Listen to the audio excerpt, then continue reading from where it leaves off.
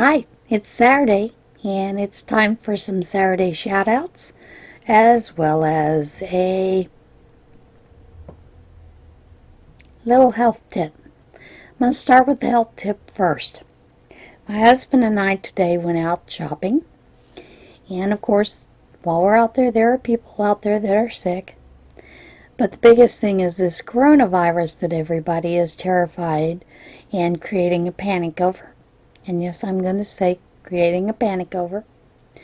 I have had a couple of people who have sent me videos of the YouTube video, the fellow that goes in and gets the Lysol and turns the can around and points out that the Lysol kills the coronavirus, so all you need is Lysol to be safe from the corona, what is it, they're calling it NID or VID, 19. Well, sort of true. Common colds are a version of a coronavirus. So yes, Lysol will kill 99% of the common cold on surfaces. But you have to use it. Can't just sit the can on it. You have to use the Lysol or Clorox sprays, whatever, wipes to clean things, to actually do that. And you can do that with your door handles and surfaces and things like that to make sure that there are no germs on the table so you don't catch it. But when you're out in public, don't go out sick. That's number one tip. Because when you go out sick, you expose that to others, no matter how hard you try not to. If you do go out, when you're out in public sick, wear a mask. Don't touch things. Seriously, don't touch things. Yourself or other things, because you can spread it that way as well.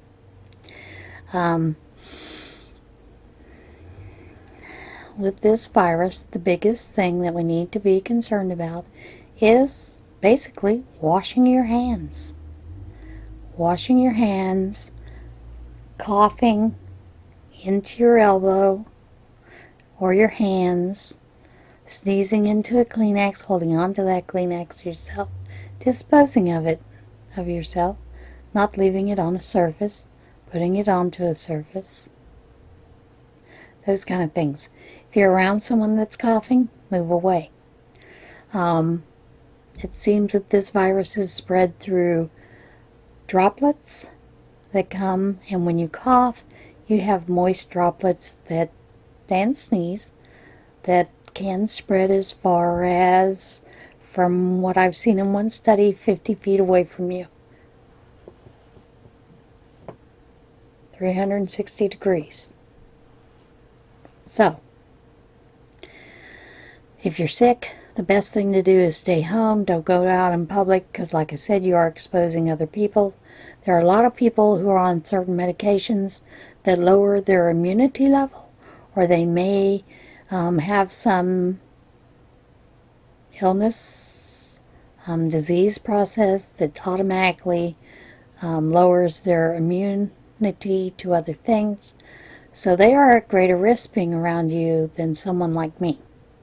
You know, I'm at less risk from someone who's sick than someone who has a diminished immunity for either being on medications or having a disease process. So, you know, if you're sick, stay home. How many times do I have to say that? Also, wash your hands a lot, clean surfaces. If you're opening a door, open it with a gloved hand, or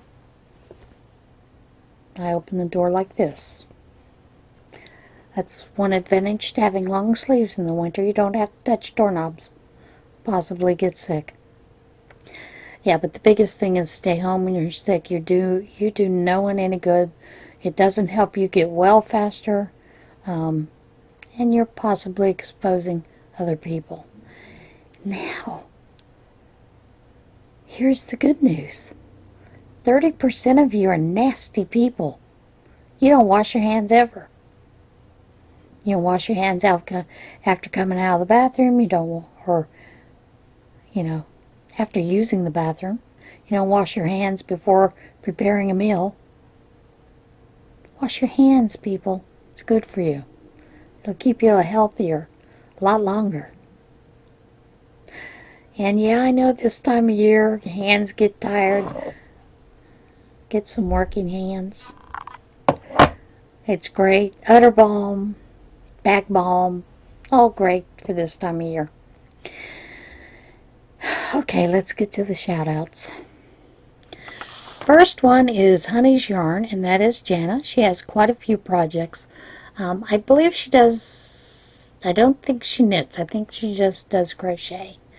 Then there is Crafty Bones. Jennifer, I believe she does a little bit of everything.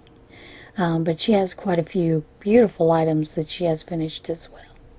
The next one is Bonnie, and she has Meadowsweet Farm Fiber Arts Design Studio.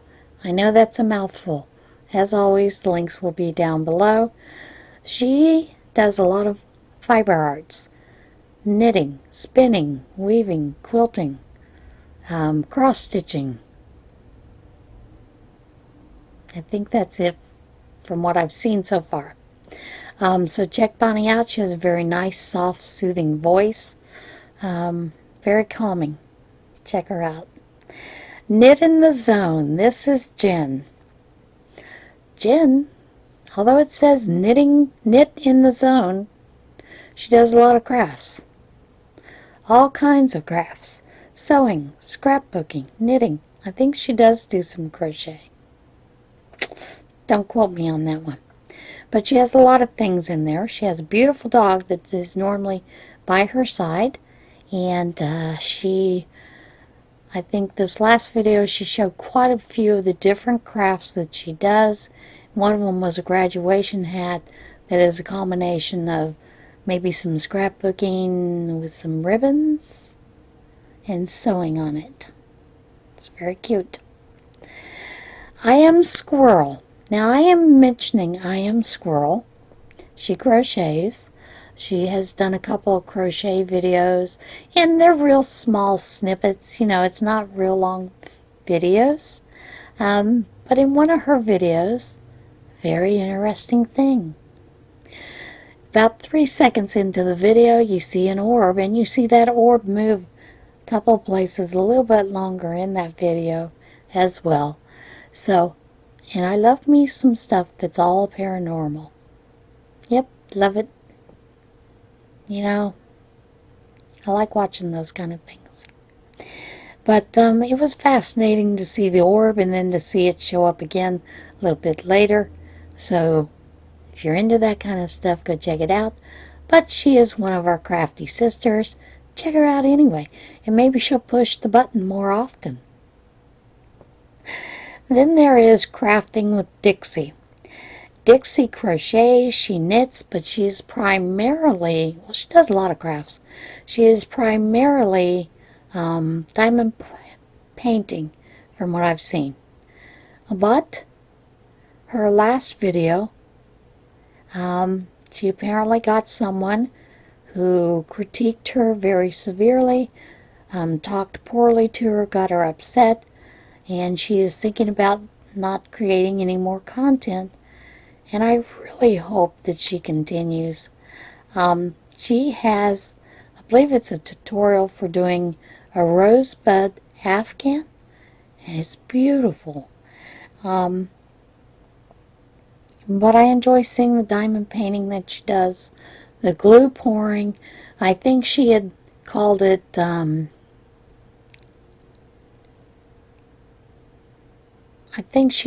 mistakenly acrylic pouring. Or something. I can't remember exactly, but whoever this person was really gave her a hard time about it. Also gave her a hard time about the way that she had mentioned one of her grandchildren. She, like me, is a grandmother who has biracial children, triracial. Now my children were biracial, if you want to say that, because they were white, and their father was Hispanic. So, they're biracial.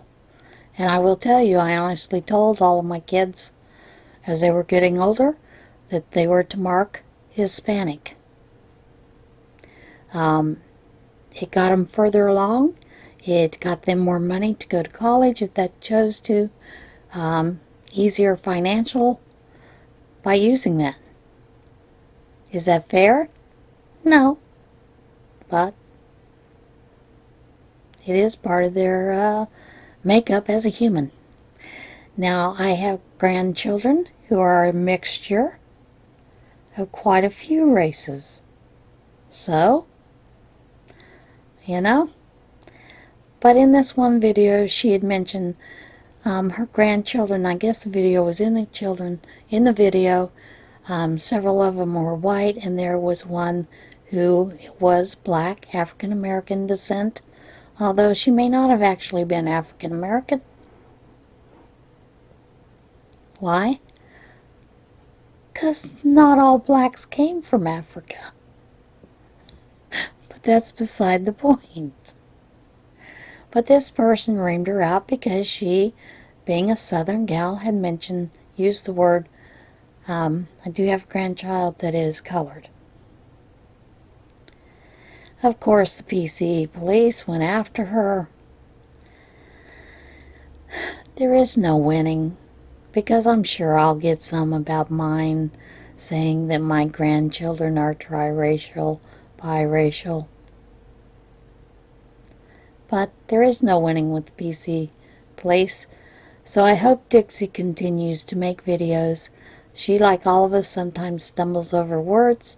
Sometimes we don't know quite how to explain it, you know, because of the PC police, or maybe that's the term that was used where she was around. Who knows? Don't be so harsh on people. Be a little quicker to be kind. So, I'm hoping that she will continue, because she does have a lot of crafts to offer, and I believe she'll be bringing us some great content, as long as people quit being so darn mean. Okay, guys, everybody have a great weekend. You know what I'm going to tell you? Choose kindness.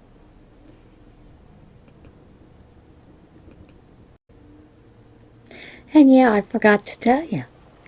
We still have the rest of today, tomorrow, and until 7 a.m. on the 2nd to get in on this raffle to help Charlene's sister.